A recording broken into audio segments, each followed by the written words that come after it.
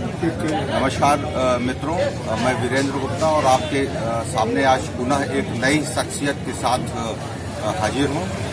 हर बार की भांति इस बार भी हमारे साथ एक बहुत ही डायनामिक पर्सनालिटी मौजूद है।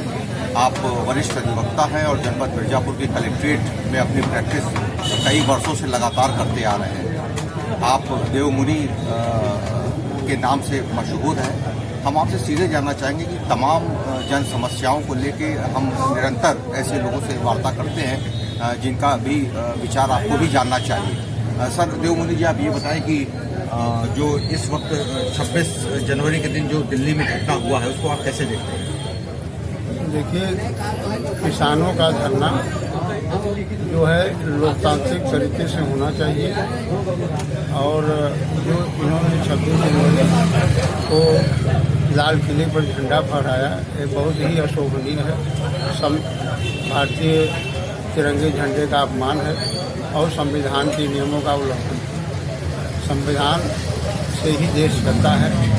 जनता के द्वारा चुने गए प्रतिनिधि उस पर जो है कानून बना करके जो नियम है उसके अनुसार उनको चलना पड़ता है। ये तो अराजकता है। जैसे अमेरिका में अराजकता फैलाई गई, उसी तरह से भारत में ही कुछ असामाजिक तत्वों द्वारा झंडा फहराया गया, तिरंगे की जगह पर दूसरा कोई झंडा फहराया गया। ये जो है किसान नहीं हो सकते। किसान को लोग गांधीवादी तरीके से अपनी मांगों को रखें, लेकिन यह भी मांग किसी लोकतांत्रिक तरीके से होना चाहिए, न कि ये तो आपने बताया। आप ये जानना चाहते हैं लोग कि आप किस पार्टी से बिलोंग करते हैं? हम कांग्रेस से बिलोंग करते हैं, लेकिन इसका मतलब नहीं है कि हम संविधान का उल्लंघन करें और संविधान के तहत ही सरकार चलती है और इनको सड़क छोड़ करके कहीं अन्यत्र मैदान में अगर आप कांग्रेस के नेता भी हैं और कांग्रेस विचारधारा से ताल्लुकात भी रखते हैं, तो आपको लगता है कि मोदी जी की सरकार ने बहुत ही सॉफ्ट कॉर्नर जो है इस्तेमाल किया किसानों के लिए?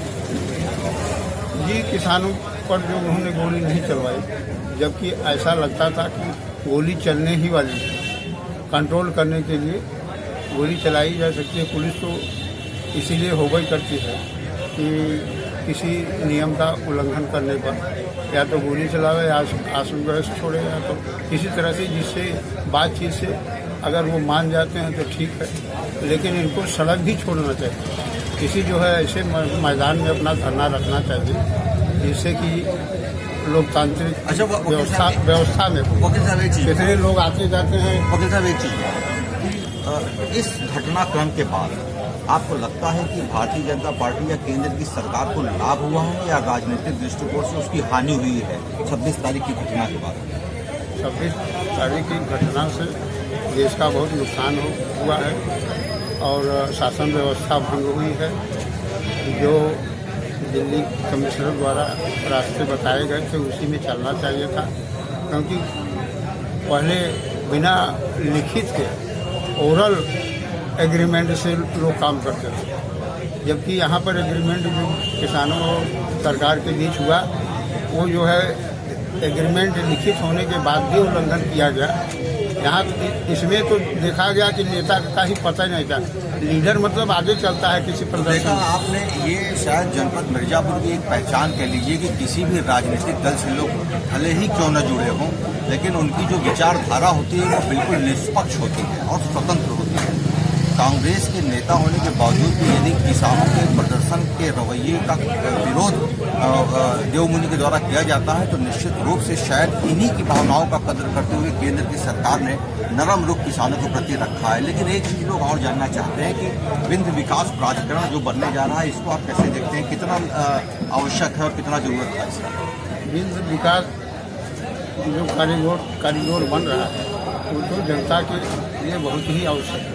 जैसे विश्वनाथ वाराणसी काशी का कॉरिडोर बना तो लोगों को आने जाने में सुविधा हो। विंध्याचल में आए दिन देखा जाता है कि बहुत सकड़ी गली थी पहले और आने जाने में दिक्कत होती है। साइकिल कोई रखा है, कोई कुछ रखा है, कोई वाहन, लोगों को धक्का मुक्की करना पड़ता था। ये तो सरकार द्वारा जो पहल की गई है वो बहुत ही बहुत अच्छी दूरदर्शिता है और भक्ति भी प्रदर्शित हो रही है। यह कभी संभव नहीं था, लेकिन यह सरकार ने जो किया है वो बहुत ही सराहनीय कार्य किया है। अच्छा, इससे जो दर्शनार्थियों को कभी कभी जो है दुर्व्यवहार का भी शिकार होना पड़ता था, क्या ये उससे भी मुक्ति मिलेगी दर्शनार्थियों को? बहुत ही ज़्यादातर भक्त देशभक्त और जो ईश्वर के प्रति भक्ति है वो महिलाओं में ज़्यादा होती है और महिलाओं की भीड़ ज़्यादा रहती है दर्शन करने में, तो उनके धक्का मुक्की और भी टचिंग नहीं हो पाएगी एक दूसरे से, और ये जो है कोरोना से भी उसमें बचाव होगा। तो आपने देखा कि किस तरीके से बेबाकी से देवमणि वकील ने अपनी बात को रखी है और निश्चित रूप से एक स्पष्ट बात को रखने में कोई गुरेज नहीं है। शायद यही कारण है कि आप जैसे लोगों की जन भावनाओं का कद्र करते हुए ही उत्तर प्रदेश की सरकार ने विंध्य कॉरिडोर के डेवलप का निर्णय लिया है। मिर्जापुर से वीरेंद्र गुप्ता। बोलो।